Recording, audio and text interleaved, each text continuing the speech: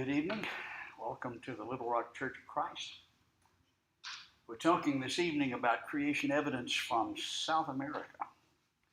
We're going to take a trip and look at some evidence that I think you'll find exciting.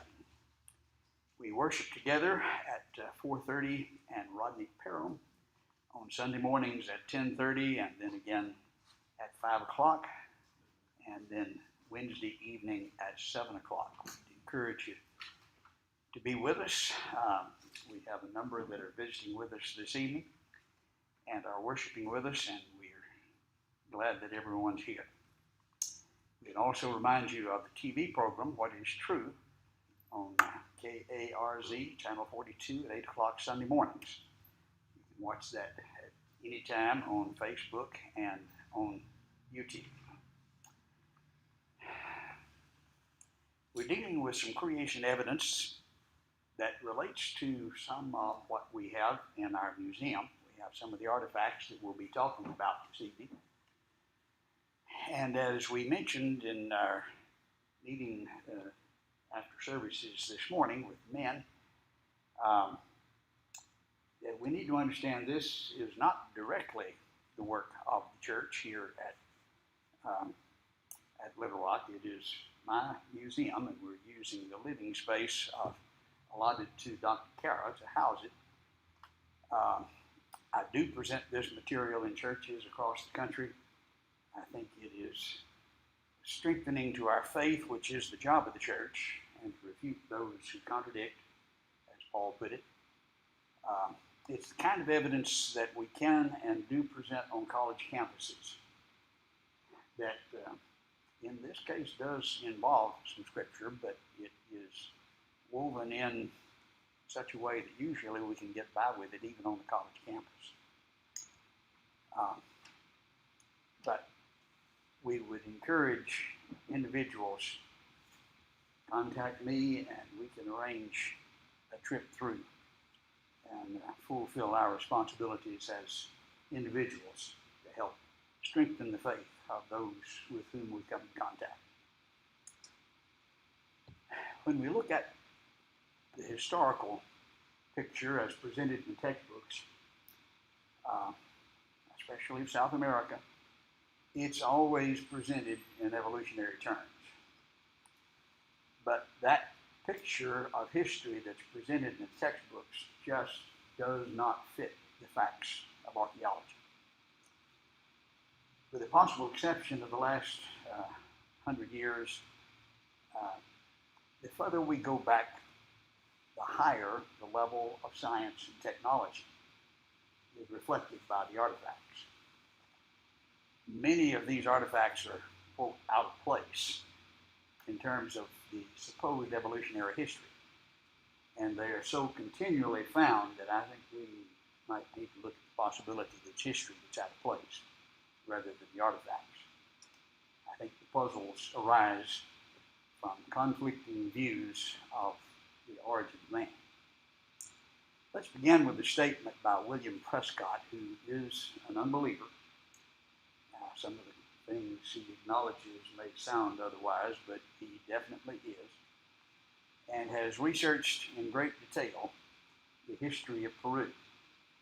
He refers to the memorials of the past, the remains of temples, aqueducts, other public works, whatever degree of science they may display in their execution, astonish by their number, their massive character, materials, and the grandeur of their design. I think you'll see that illustrated in some of the things that we'll show you. But what you see in the past is not knuckle draggers, cave dwellers. This is an indication of people who were technologically advanced. For example, just last year it was announced in Science News that they found the oldest, which was not the most primitive, but was the largest monument ever found. Some of it revealed through infrared photography. Now, this is older than all of the others, but it's bigger and more complex. Supports the alternative view, we're told in Science News. of culture's rise, the Mayan society got off to a monumentally fast start around 3,000 years ago. We'll this evening look primarily at Peru and then into Bolivia. Our work was down in Inca and Nazca near the Paracas Peninsula. And if you travel down the Pan American Highway, you will see views like this. Doesn't look like Arkansas, does it? Fortunately. I think God turned off the water. And I think he did for reasons that we see illustrated in the way God dealt with nations like Assyria, Babylon, Egypt, and Israel. And we'll be talking about that in our series on prophecy. I think we see an illustration of it here as well. It hasn't rained for 100 years in this section and in many of the sections in Peru. And that desert proceeds right on to the coastline. And just incidentally, this is where we were focused when we made the trip here. There was a rock there that we were investigating, but as we got to the edge, I was impressed by the great flock of pelicans. You looked at the scenery behind it, it's completely desolate. The Bible describes desolate places together with pelicans often, as we'll see in a moment. Dr. Javier Cabrera was the one who had brought our attention to this particular artifact, and this is one that got away. He was professor and head of the Department of Medicine at the University of Lima for 30 years, established the largest teaching hospital in Peru, performed the first heart transplant in Peru. This is a notable scientist, and he certainly would know what a human skull looks like. The modern human skull is seen in the foreground for scale and for comparison. He's holding his hand behind a skull, a human skull, embedded in the boulder, which, according to the other fossils that are in the boulder and all of the textbooks, this is tertiary boulder, which would put it right back with the dinosaurs. The dinosaurs became extinct in the layer just below it. This is the next one. So about 60 million years ago or so. But here is a human skull. Well, we were very interested in that, as you might imagine. And we had arranged the technology, the logistics to get that 20-ton boulder all the way back to Dallas, Texas. But when we arrived, 2 months after Dr. Swift, who you see on the left, who had been with Cabrera and actually took the previous picture, now we got a hole where the skull was. From Dr. Swift's visit with Cabrera and taking the picture, it made it into the news, and some of the evolutionists there decided they would get rid of that evidence. And so when we arrived, it was gone. We were able to converse with and have long conversations with Dr. Cabrera, who was cultural anthropologist of the area of Inca at the time. He had retired from his teaching positions, and he was collecting burial stones. He had over 11,000, well, not he particularly, but that he had in his collection. His father had begun back in the late 30s, early 40s collecting them, and now then he was. These stones were found in the tombs about the people of Inca about 2,000 years ago. And notice the hummingbirds, the monkeys. That monkey with his tail up over him is exactly like the carving that we see on the desert floor. The difference is gigantic in scale. This one is about 1/4 of a mile from the top of the tail to the horns. Now, that's carved in the desert floor. How do you do that? This was one of their gods. And they assumed the gods were up in the sky, and they made them big enough to see. I think the obvious implication here. Some say, well, ancient astronauts did. But I don't think that's science for a number of reasons. But how do you make a drawing like this on the desert floor at that scale 2,000 years ago?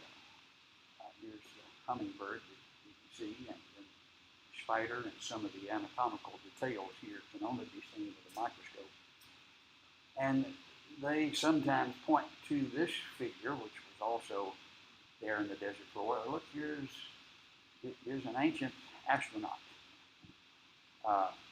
When you look at it with infrared photography, you see it's a man holding a fish on a stringer and a net in the other hand. There's a fishing pole there on the left. That's not an astronaut, that's a fisherman, which was one of their gods, representing their occupation. Also, one of the things that we see that you don't see in the textbooks regarding these referred to as the nautical lines, scenes like this of similar scale, comparing that to Pachycephalosaurus, one of the dinosaurs, like that's what they were seeing and carving. But how did they draw things on that scale? I think they viewed them from a great height, as the picture would indicate. Here, from Woodman's Nazca's Journey to the Sun, what Kon-Tiki, this is the reed boat that they built like the Peruvians did, that they sailed all the way to Australia. What it uncovered about man's mastery of the sea, Nazca now reveals about man's conquest of the air, proves that men flew 2,000 years ago.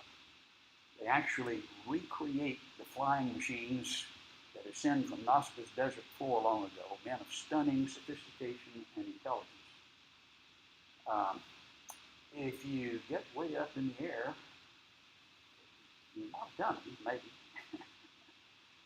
My wife might think so, and I try to get her to go up on something like that. But they were sophisticated individuals and had to get up that high to see and to direct that kind of an operation.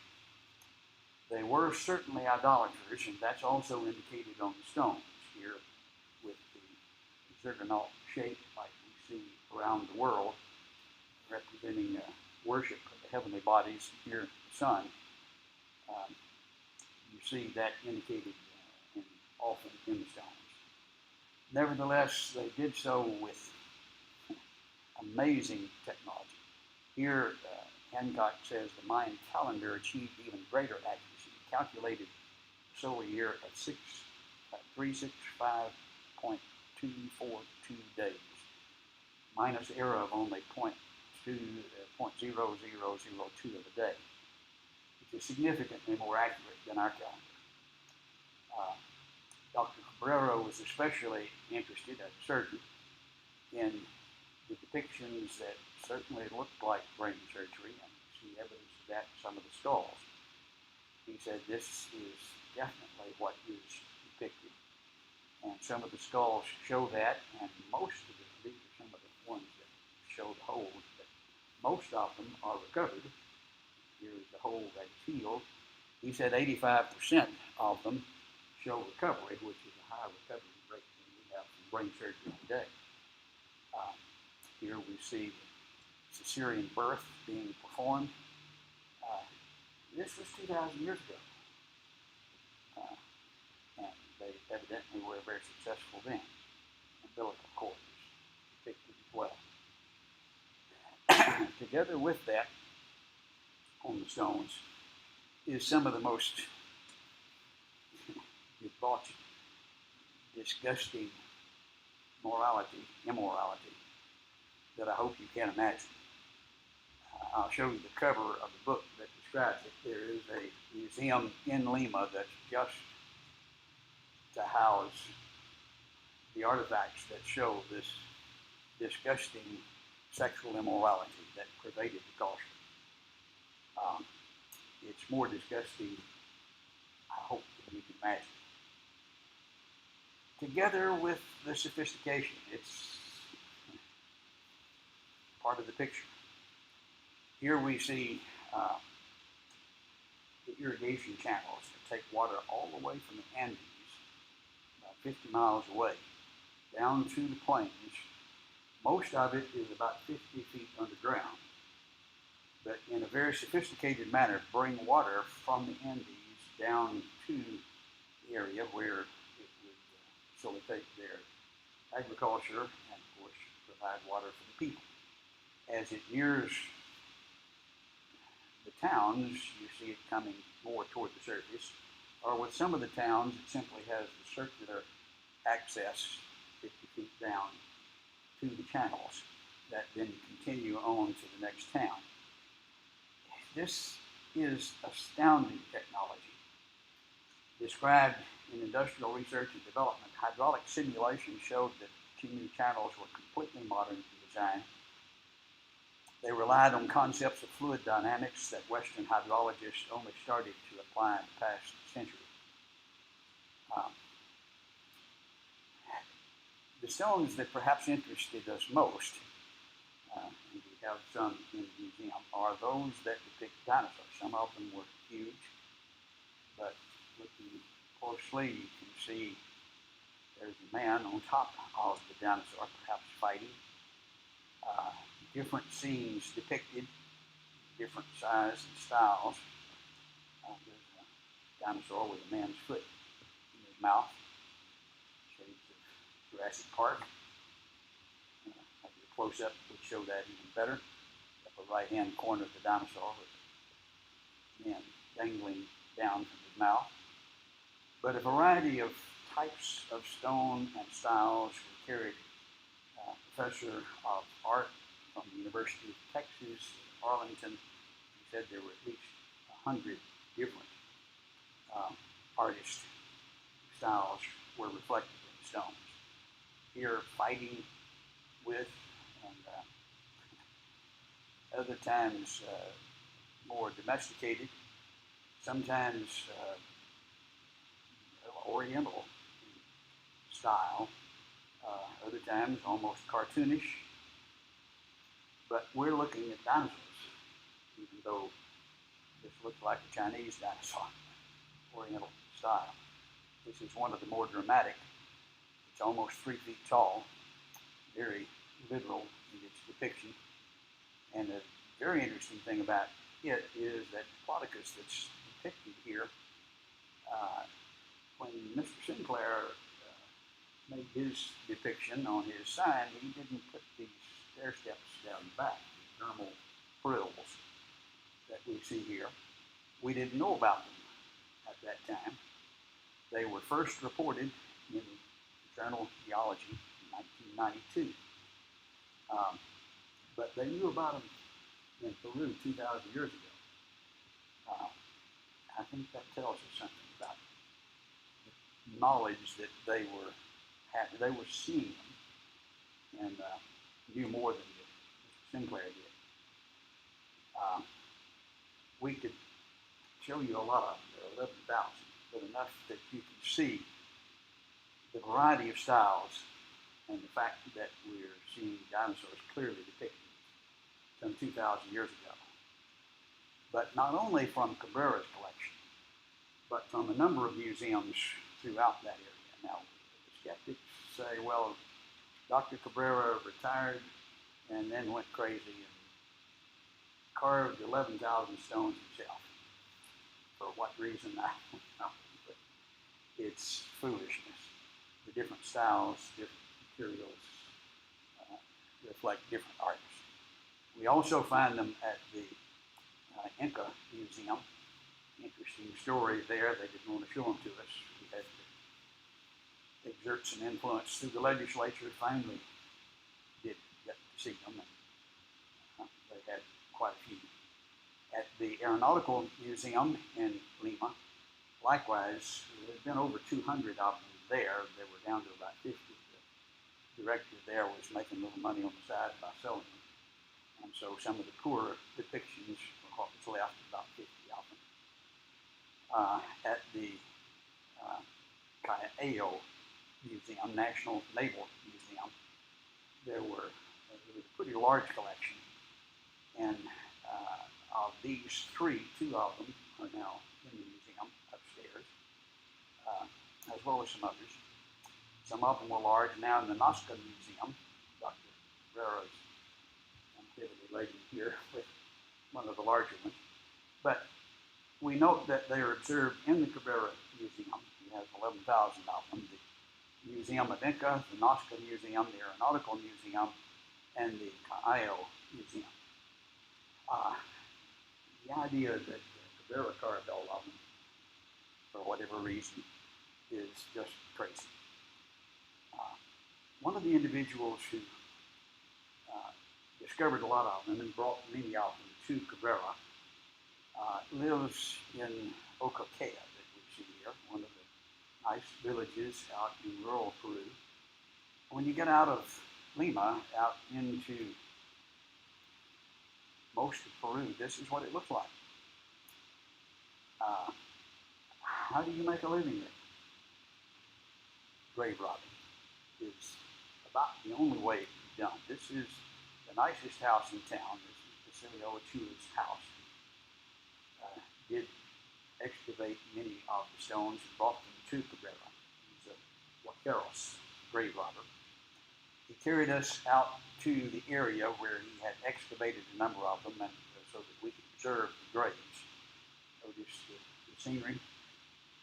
As you go along, you see human bones strewn along the pathway where grave robbers have dug up the graves, thrown away the stones, bones, which don't earn them any money. They're going for the vases and the textiles. But in the graves, you can see the desert has preserved well for thousands of years. Hair, which sometimes even continues to grow. The textiles, likewise preserved, sometimes even skin. It is obvious that this was a terrible culture. Here in the nearby smaller museum, you see the trophy heads with the hole for the leather thong they wore on their waist. The trophies of ones they killed in battle. We found a number of mothers who were buried with their children. Evidently, they didn't want to take care of the orphans. This is the way they did it. They just buried them with the mother.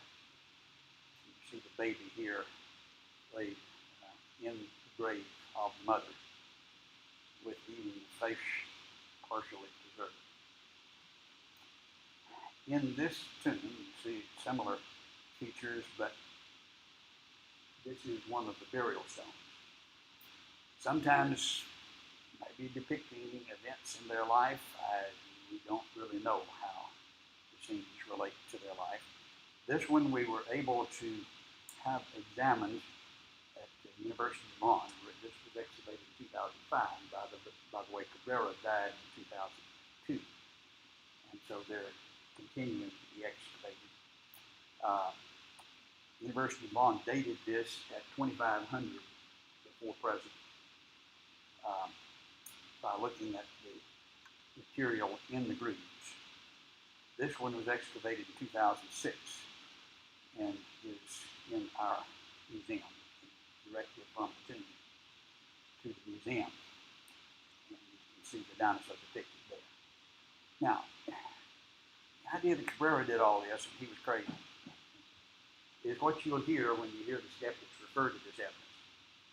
We have confirmation sources from all over the place, beginning in 1525 from a Spanish priest who described the stones, from a chronicler of the Incas, who was one of the earliest historians of the Incas in 1570, Bolivia Cabrera, who was the father of Javier, began collecting the stones in the 30s, and then Javier Cabrera continued. He has 11,000, and is, as we said, professor of medicine, University of Lima, head of the Department of Medicine, established the largest teaching hospital, and cultural anthropologist for Inca.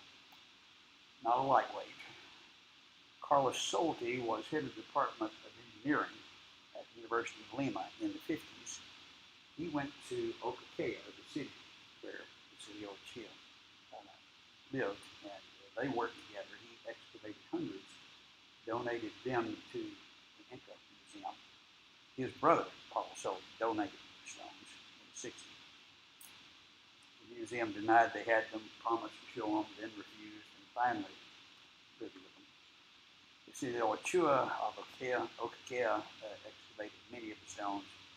They found in the National Aeronautical Museum, the Regional Museum of Nazca, and then Dr. Swift and I observed them and photographed them in place in the tombs. University of Bonn confirmed the oxidized patina as well as the date, and the grave robbers continued to excavate the carved stones. Now, I think that's a lot of confirmation. And you want to try to say there's no proof, no evidence. I think that makes you look pretty silly. There's tremendous confirmation. In addition to that, we have the burial cloths that were used to wrap the mummies, and they show the dinosaur motif, obviously. We have one of those grave cloths, again, in our museum. This I photographed in the Lima Museum, in the National Lima Museum. It's obvious what that looks like. Some of the Nazca Stewart jars obviously show dinosaurs. Up in northern Peru, where there was a lot of gold, we see here the death mask, and on either side of the face, you see the beast with the huge teeth, the dermal frills across the back, the tail, long tail back up over the back. These people were seeing dinosaurs, and that was 2,000 years ago. They've been gone 65 million years. I don't think that works. Just looking at the facts. I think it's the history that's out of place, not the facts. Then we travel to Bolivia, capital being La Paz. This is where I had the experience of jumping out of an airplane at 13,000 feet without a parachute. Of course, the plane was on the ground at the time. That's the elevation of the airport at La Paz. And you don't just jump up with 3 suitcases and try to run off 13,000 feet. We get pretty close to that. The Aymara are the natives that lived there, that were there before the Spanish arrived. And you can see them. They have been there as far back as history goes. Most of them live out on the Altiplano, which is a huge plateau, about 500 by 80 miles. And it's at 12,000 to 18,000 feet high. How do you make a living? Not very well. They grow potatoes, but they're among the poorest people on earth. But they do have in their background, in their history, the knowledge of the sky god. They have the Spanish name, but he had a son who was coming. They knew about that. They knew about Tomas, the man with the book. And you see depictions of him, the man with the robe, with codex under his arm, that I saw in numerous places throughout the area. This is a picture of one of the women who just returned from the grocery store. It's a 20-mile trek. Brings the groceries back on her back. Children here are waiting. We were able to talk with them. Some of them spoke English, and they spoke of the sky god. And the gospel has just run like wildfire through the Altiplano. And we have many brethren there who've been baptized in Christ. They were receptive because their history said there was a God whose son was coming. And notice the amazing conclusions by William Prescott against the unbeliever.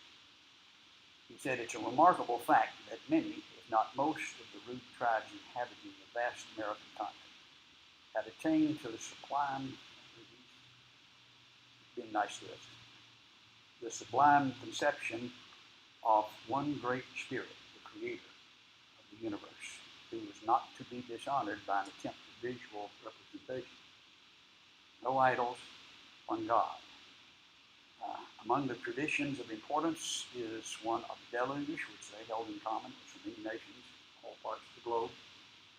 Orthodox Spaniards who first came to the country saw a striking resemblance to the Christian communion, evidence that some of the primitive teachers of the gospel, perhaps an apostle, paid a visit to these distant regions, scattered them over them the seeds of religious truth. He's using accommodated language, but this is his conclusion. I think he's right. I think there's good evidence. But we have presidents that, wait a minute, gospel. They didn't preach the gospel over in America. I wonder how much we really believe what the Bible says about that. Jesus told them to go to all the world. In Acts 1, my spirit has come upon you. You'll be my witnesses in Jerusalem, Judea, Samaria. Yeah, but not there only, even to the remotest parts of the earth. Was he telling the truth? I think we see good evidence of that. Colossians 2, Paul says the gospel you heard was proclaimed in all creation under heaven. They did have the writings of one of the rulers about 1,600 years ago, near Nazca. He wrote, you would think you're reading the words of David, praising God who created everything. He excluded all the gods in his kingdom, all of the other idol gods. And we wonder, how would he? We have prejudice that's kind of rubbed off on us, I think, from the Jews. Against all the other nations. God wasn't interested in anybody but the Jews. That's not true. We see Melchizedek, who was in Israel before Abraham got there, and he was a priest of the Most High God. From some of the nations around Palestine, there were prophets like Balaam, like Jethro, who were not Jews at all. I think God mentioned, and then of course Paul mentioned the prophet among the Cretans, and he quotes from him. I think God spoke to these people. I think they knew the God of heaven, and I think they were unfaithful to him. They did go back to idolatry after this remarkable king. I saw evidence even of that in amazing form. These booths are booths of the shaman just outside of the paz, and they're offering animal sacrifices to Mama Peachy in the springtime. They begin their plowing, they make furrows in the earth, they're offending Mama Earth whom they worship, and so they have to appease her by making animal sacrifices. Mamas usually preferred. I was told very plainly that sometimes there were human sacrifices that were made still today. Some of the street urchins were collected from downtown La Paz and sacrificed to appease Mama Peachy, Mother Earth, whom we honored last Thursday, Earth Day, Mother Earth, Earth Day. You need to understand the origins and the basis of some of that. This is Lake Titicaca, which straddles the border of Bolivia and Peru.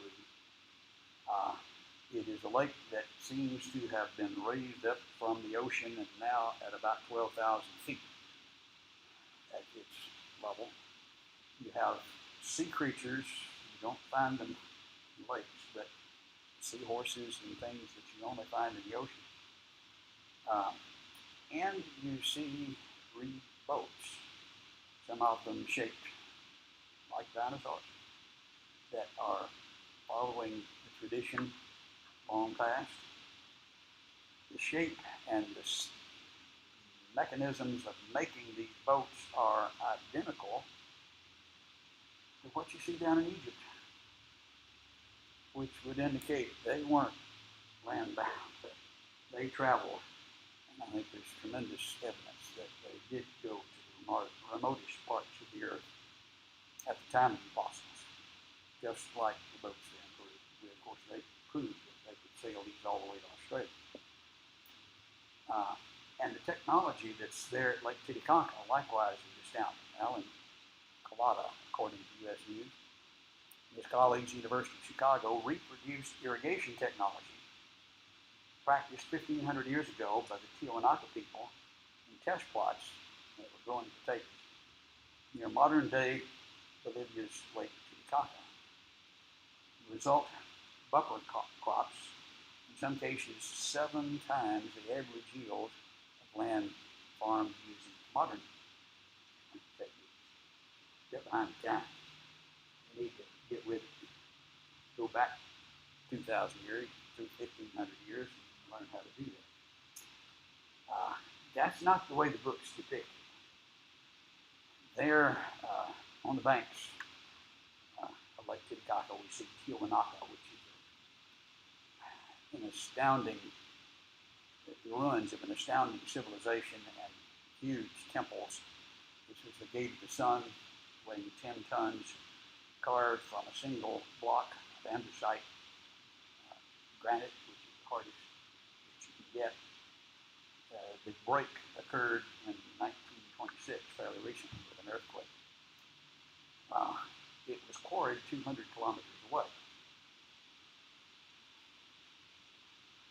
Here we see some of the stones that were used to build their temples, 50 feet long. And notice the plain surface. It's like the surface of a tombstone, as you see polished. But these stones are 50 feet long. How do you cut that? How do you transport that from 200 kilometers away? You don't know. But they weren't done. You can see in the construction of the temple what appears to be a unique construction mechanism as they carved troughs in the cross pieces here and then poured molten metal into it. We found the resulting staples, they call them, that crossed the boundaries of the stones to hold them together in the earthquakes. An ingenious device, worked beautifully. We see other examples here, except this is not in South America. Here we see the same thing. This is in Pergamum, Turkey. That's a long ways away from South America. It's exactly the same construction device. And we travel even further away, and we see exactly the same device holding the stones together. This is in Cambodia. So Cambodia, Turkey, South America, all using the same device. I think they were traveling around the world at that time. We see evidence in their construction of the opposite of what we see in the textbooks. Here we see, someone said some of them have been patented in front of one of the pyramids. I think Cindy's taking a picture here. That devolved, according to the record here. American scientists, pyramid age come to an end, having lasted for a little more than a century. Pyramids were still being erected, but they rapidly became smaller and shoddier. The best ones were first, and it went downhill. It's interesting to notice, especially there at Tiahuanaca, the ethnic faces, not just South American faces, but in the sunken gardens there at Tiahuanaca, amazing construction, you see faces all around the walls of people from all over the world. Obvious Negroid face. And some of them were pretty strange faces, as you can see here. Some of them appear to be very Egyptian, and some of them very obviously different Negroid, which would match what you see in Africa with red north tattoos, and ear treatments like you see today. Likewise, the Oriental faces. And this was from a museum that was there in the area where I wasn't supposed to be taking pictures. So it's not a perfect picture. It's a grab shot when nobody's looking. This face had broken off of the bust that was right beside it. Obviously, Oriental looked at the back of the bust that it came from. And you see Chinese Q down the back. All right there at Tiwanaku in South America from 2,000 to 3,000 years ago. The Olmec faces are depicted in these large basalt faces that are seen through this area.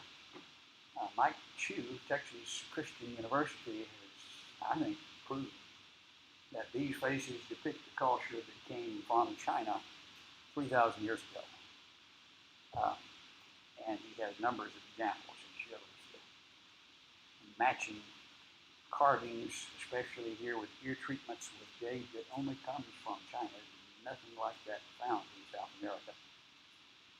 Reported in ABC News, Chu discovered jade, stone, and pottery artifacts attributed to the Olmec, believed the ancestors of Maya, 1600 to 1100 BC.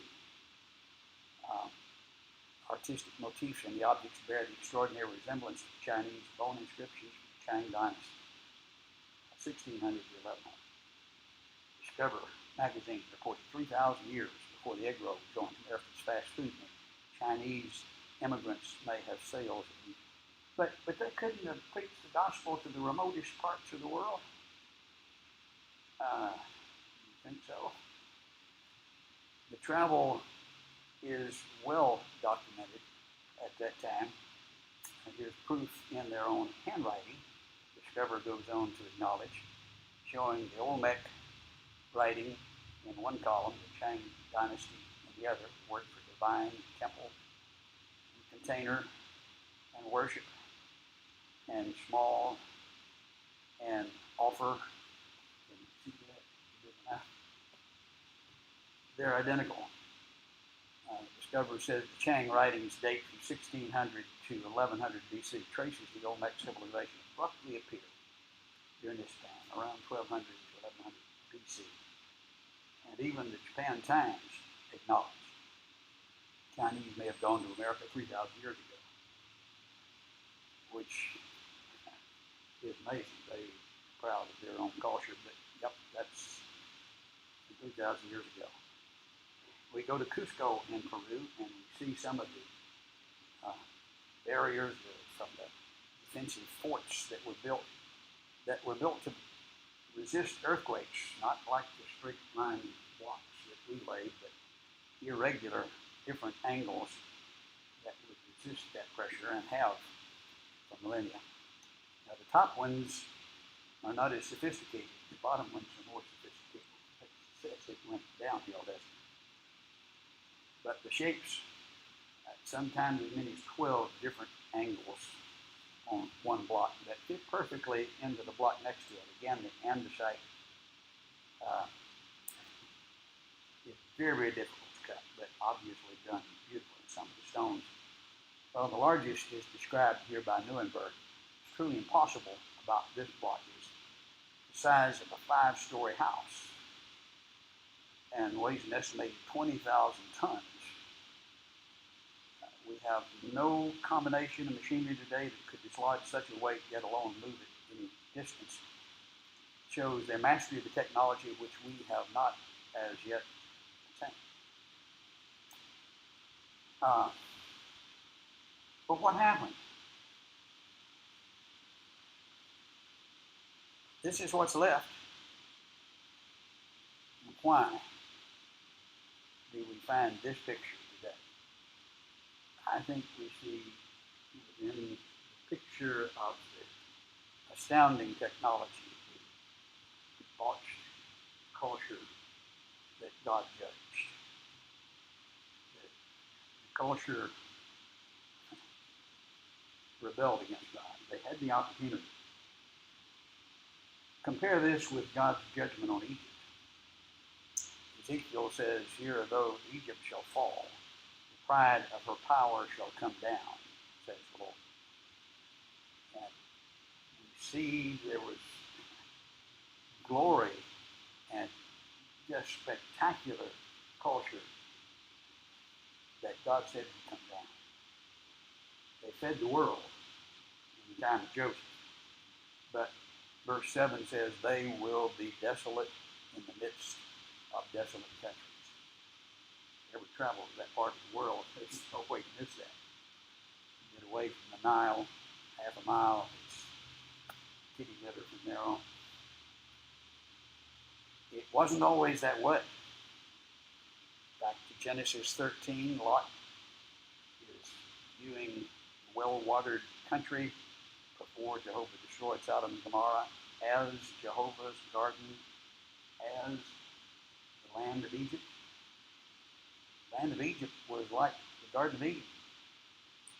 The well-watered country, that term has been translated jungle in some translations.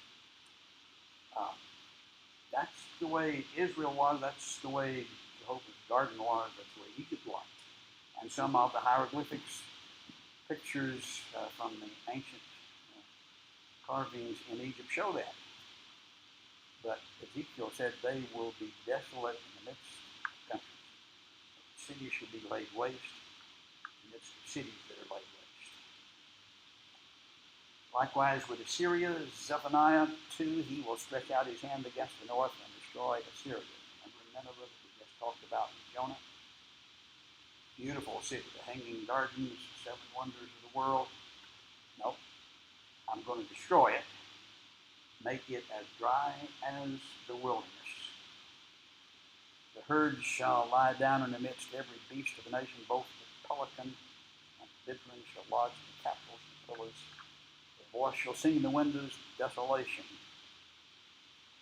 shall be at the threshold.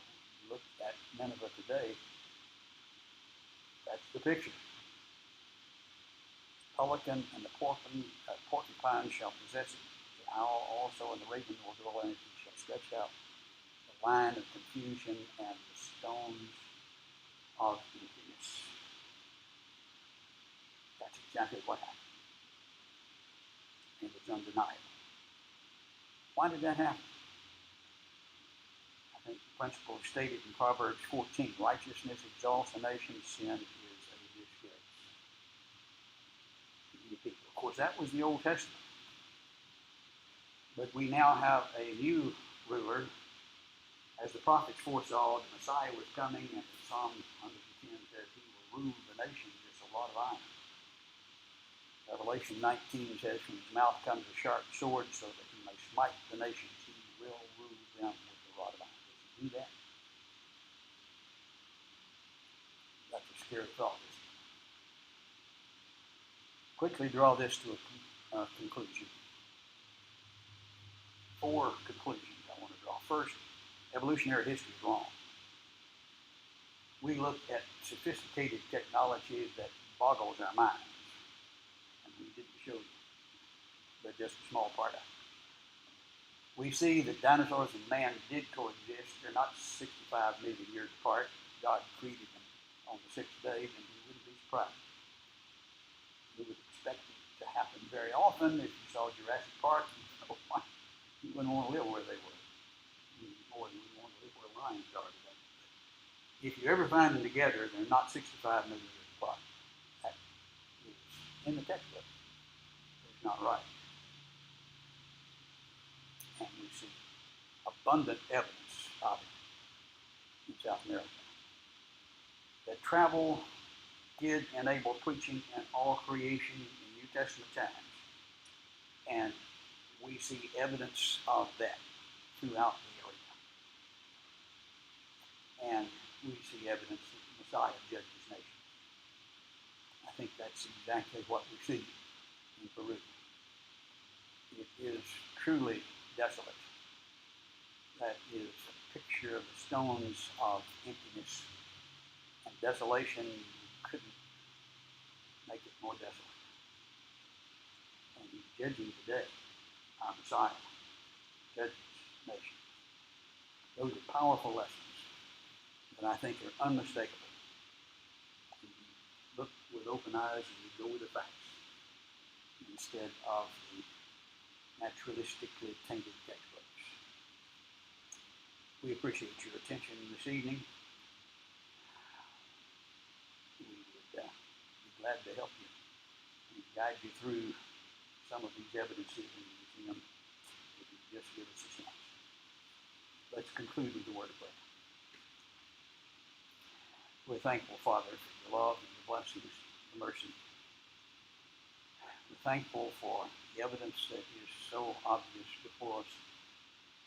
Help us, Father, to take it to heart. Increase our faith in you, in your word, in the home that you promised to those who serve you. Bless us, Father, in all of our efforts for good. In Christ's name.